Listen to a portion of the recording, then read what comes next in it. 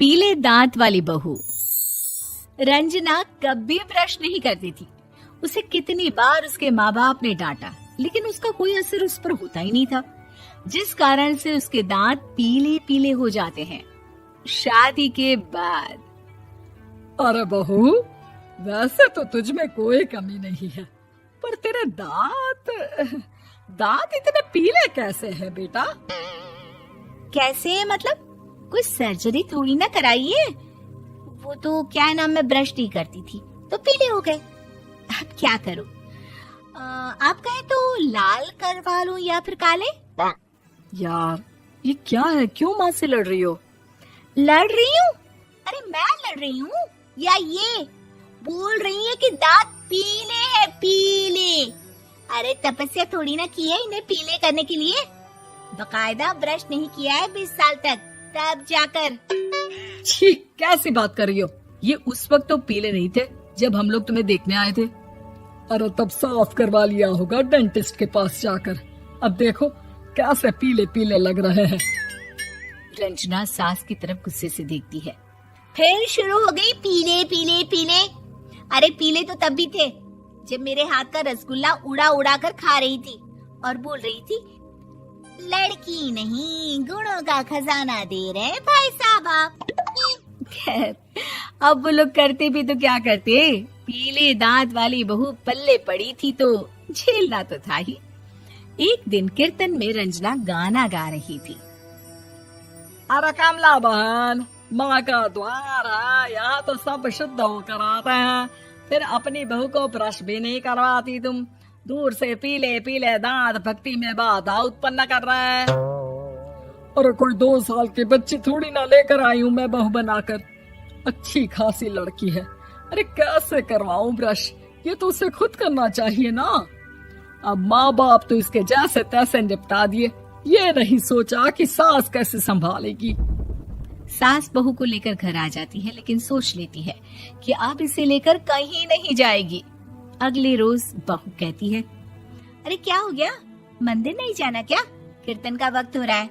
मेरी मधुर वाणी से कान्हा जी जागते हैं और सोते हैं। आप तो जानती है ना उनकी भक्ति में कितना मन लगता है मेरा। वो क्या है ना, तबीयत ठीक नहीं लग रही है मेरी, आराम करूंगी मैं। तबीयत ठीक नहीं लग रही? अभी तो मिथुन के गाने पर नाच रही थी आप, और अब बोल रही है कि तबीयत ठीक नहीं लग रही। अरे भक्ति में मन लगा लो सासू माँ, ऊपर जाना है, क्या मुंह दिखाओगी आप? हाँ? सास को बहू की बात पर गुस्सा आ जाता है। मैं क्या मुंह दिखाऊंगी, इसकी चिंता तो ना कर, समझी? अपने मुंह की चिंता कर, जो ये पीले पीले दांत लेकर हर जगह पहुंच जाती है। पता है लोग कितना मजाक बनाते हैं। ना जी ना, मैं नहीं जाना कहीं तेरे साथ। तो ये बात है। कोई ना, मत जाओ, मैं अपने कमरे में ही बैठकर भक्ति कर लूंगी। ऊपर वाला दांत थोड़ी ना देखता है, मन देखता है, भावना देखता है। और अरे बस बस, तू सब कुछ दिखा, बस ये सफेद चमकदार दांत ना दिखाना किसी को, है? जा यहाँ से। बहू को सास की बात का कोई फर्क नहीं पड़ता, वो तो जैसी थी वैसी ही रह जाती है। सुबह नहाकर किचन में खाना बनाना, फिर खाना खाना, कीर्तन भजन करना और सो जाना। एक दिन, माँ जी मैं सहेली के घर जा रही हूँ, शाम को लेट आऊंगी। हाँ, तो जाना, मैंने कौन सा तेरी आरती करनी है घर पर बैठकर। रंजना सहेली के घर जाती है, जहाँ वो पार्टी में जाने की तैयारी कर रही होती है। अरे शिखा, कहाँ जाने की तैयारी कर रही है? मैं गलत वक्त पर आ गई क्या? अरे नहीं यार, उल्टा सही वक्त पर आई है। मैंने ये साड़ी और ज्वेलरी निकाली है यार, शाम को इनके ऑफिस की एक पार्टी में जाना है। बताना कैसा लग रहा है ये सब? नहीं यार, इस ड्रेस के साथ तो वो वाली ज्वेलरी अच्छी लगेगी। हाँ, सही बोल रही है, मैंने ध्यान ही नहीं दिया। वैसे तो हमेशा से मस्त फैशन सेंस रखती है। तो बड़ा जाती होगी ना पति के साथ पार्टी में। रंजना कुछ नहीं बोलती, बस सोचती है कि यार काश ये बात सही हो जाती, पर मैं क्यों नहीं जाती पार्टी में? क्या इन लोगों की कोई पार्टी होती नहीं होगी? रंजना घर आती है और रात में पति से सवाल करती है, एक बात बताइए, आप मुझे किसी पार्टी में क्यों नहीं ले जाते? क्या आपके यहाँ ऑफिस में पार्टी नहीं होती? पति बेचारा क्या कहता कि दांत पीले हैं तुम्हारे इसलिए। अरे कोई पार्टी होती नहीं हम लोगों के ऑफिस में, तो कहाँ से लेकर जाऊं? और मार्केट, मॉल, कहीं वीकेंड घूमना, कहीं तो। अरे यार सारे हफ्ते में एक छुट्टी मिलती है, तो सोचता हूँ कि आराम ही कर लूं। क्यों? रंजना मन मार के रह जाती है। पहले कभी सास के साथ मंदिर जाया करती थी, लेकिन वो भी सास ने ले जाना बंद कर दिया। घर बैठी बैठी रंजना बोर हो जाती है। तभी उसे आइडिया आता है और वो मायके जाने का सोचती है। सासू माँ, 2 दिनों के लिए मम्मी के घर जा रही हूँ। अच्छा अच्छा ठीक है, आराम से जा।